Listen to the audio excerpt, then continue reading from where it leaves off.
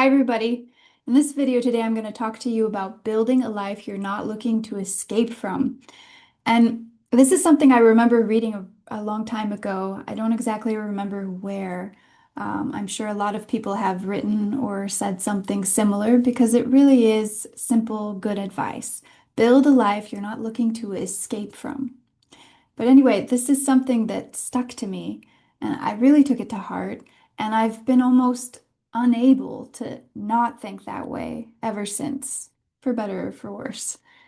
Why shouldn't our lives be filled with experiences that actually move us, with tasks that we enjoy doing, with work that feels rewarding and fulfilling, even if it is at the same time hard and challenging, and with people to share all this process with? Why shouldn't our lives be absolutely filled that way?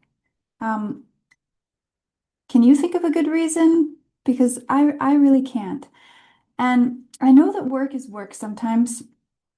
Survival is a very, very respectable and motivating reason to work.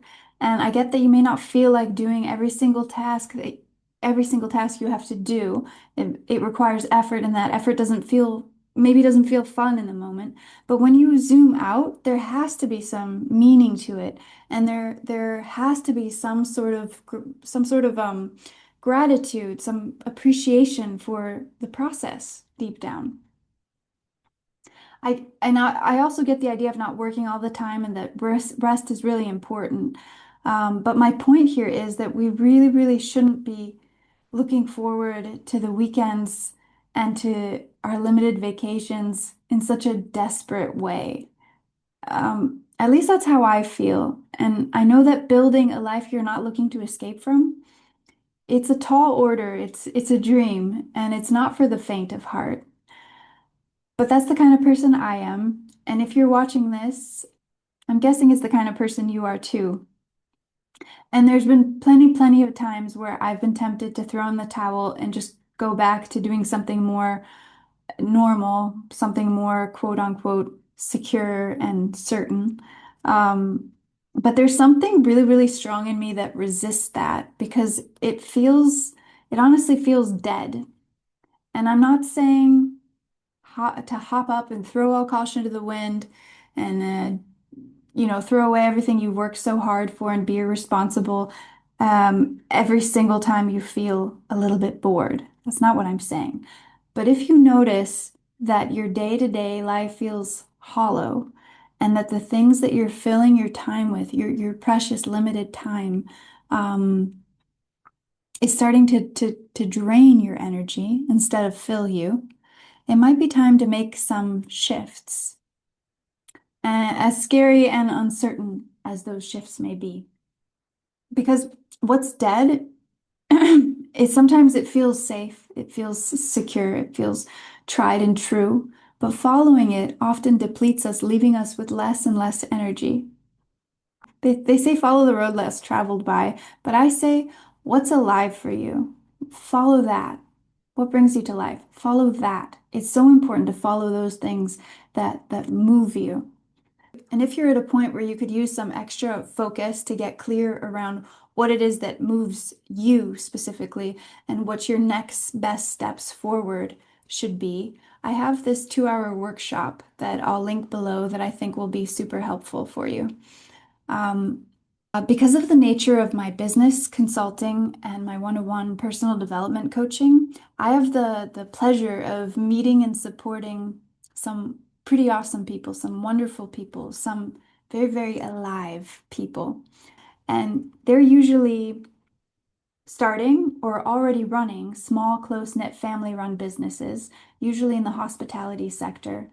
And these businesses are rooted in strong relationships, meaningful work, and deep respect for the place that they're in. And a lot like you, what these people have in common is commitment. They're clear about their values and committed to them through action. They're committed to choosing what's good and true for them again and again. And they're committed to pulling the right people around them, building and nurturing those strong connections. And they're committed to appreciating life and enjoying their work process. So my world is just dotted with examples of people and businesses that are building a life that moves them, and they're building beautiful businesses and projects in the process. I titled this video, "You Can't Buy Soul, Work That Moves You and Close-Knit Teams," because this is something I really, really believe in.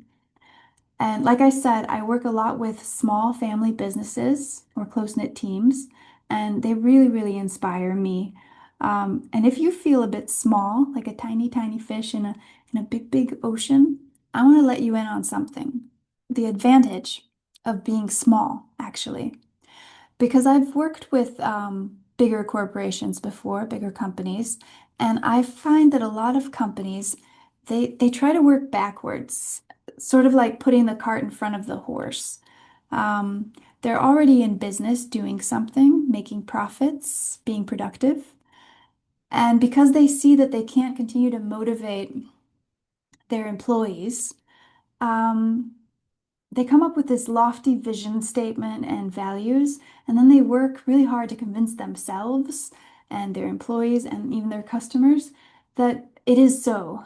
And they cross their fingers and they just hope that this strengthens the morale and their commitment and their dedication to the company and the company's goals. But that's a little backwards because you have to build out from your values and vision and move from there. And then the correct people are directed to you and they stick around, they stick with you. And the ones that aren't aligned, they fall away quickly. And that's a good thing too. And I really appreciate working with these smaller businesses because I think that there's something really special there. They have more access to what we call soul. And soul isn't something that you can manufacture or buy. It's this deep, meaningful identity that defines a person.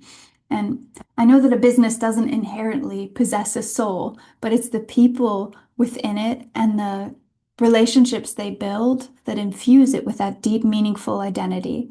And these places feel really alive with connection. And this is the foundation that corporate giants spend millions trying to emulate. So if this is you, just know that you've got soul. So if all these things that I've been talking about have sort of been resonating for you, and maybe if you're unsure or hesitating, but deep down have this knowing that there's something there that wants to come out, I'm here to offer you some strength and encouragement and hopefully some inspiration to, take that seriously, believe in your dreams and your values, and those things that call you forward, those things that make you feel a bit more alive, and take those steps forward even if they seem uncertain. And like I mentioned earlier, if you're at a point where you could use some extra focus to get really clear about what moves you and your next best steps, check out that workshop. It's called Drop In, and it's all about clarity around your next best steps after looking inward. The link is in the description. I'll also have some other valuable free resources I'll link below as well for you. And one last thing, I want to leave you with an excerpt from this book that I really appreciated reading. It's called The War of Art by Stephen Pressfield. So it's the magic of making a start. Concerning all acts of initiative and creation, there is one elementary truth, the ignorance of which kills countless ideas and splendid plans. That the moment one definitely commits oneself, then Providence moves too. All sorts of things occur to help one that would not have otherwise occurred. A whole stream of events issues from the decision, raising in one's favor all manner of unforeseen incidents and meetings and material assistance which no man would have dreamed would come his way. I have learned a deep respect for one of Ghost's couplets, he says. Whatever you can do or dream you can, begin it. Boldness has genius, magic, and power in it. Begin it now. So that's what I want to leave you with. Begin it now. Thanks for watching and see you in the next video. Bye-bye.